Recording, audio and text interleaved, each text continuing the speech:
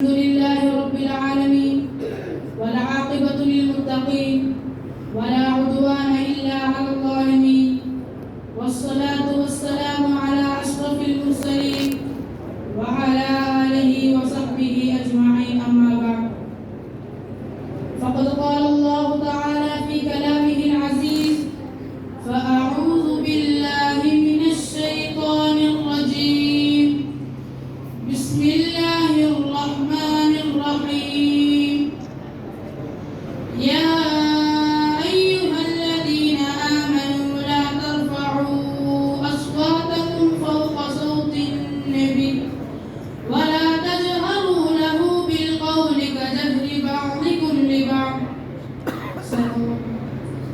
محترم ومكرم اساتذہ اکرام اور معزز سامعین، استادوں کے مقام کے بارے کچھ باتیں میں عرض کرنے کے لیے چاہتا ہوں۔ استاد اور طلبہ کا ایسا رشتہ ہے، اس کا نمونہ دنیا میں اور کوئی نہیں۔ استاد وہ ہے جو پتھر پر محنت کر کے اسے ہیرا بنا دیتا ہے۔ استاد وہ ہے جو مٹی کو سونا بنا دیتا ہے۔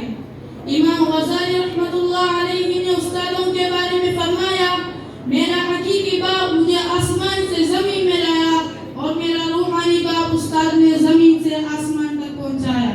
ہمیں چاہیے کہ اپنے استاد کو عزت کریں اور ان کے ساتھ اچھا سلوک کریں۔ استاد کے لیے دل سے دعا کرنا، استاد کو محبت کرنا اور لمبی عمر اور صحت کے لیے دعا کرنا۔ استاد کی عزت کو ترازو میں نہ تولو، وہ انمول ہوتے ہیں۔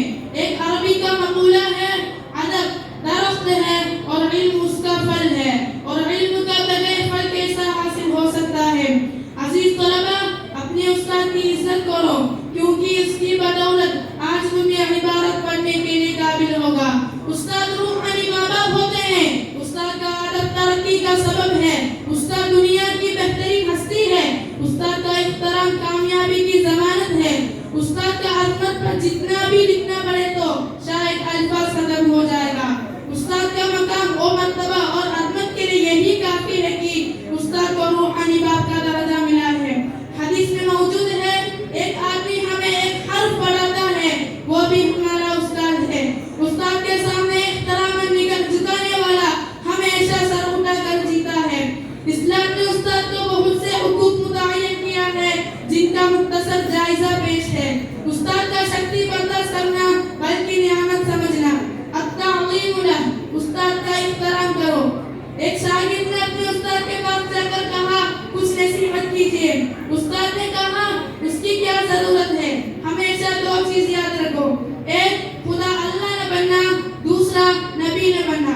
شاگرد نے پریشان ہو کر کہا، استغفر اللہ، اس کی کوئی مسلمان تصور نہیں کر سکتا، اور کہا، حضرت آپ کی بات سمجھ میں نہیں آیا۔ حضرت نے فرمایا، خدا اللہ بننے کا مطلب یہ ہے کہ تم نے خواہش کبھی مت کرنا میں جو چاہوں وہ ہو جائے، یہ شان صرف اللہ تعالیٰ کی ہے۔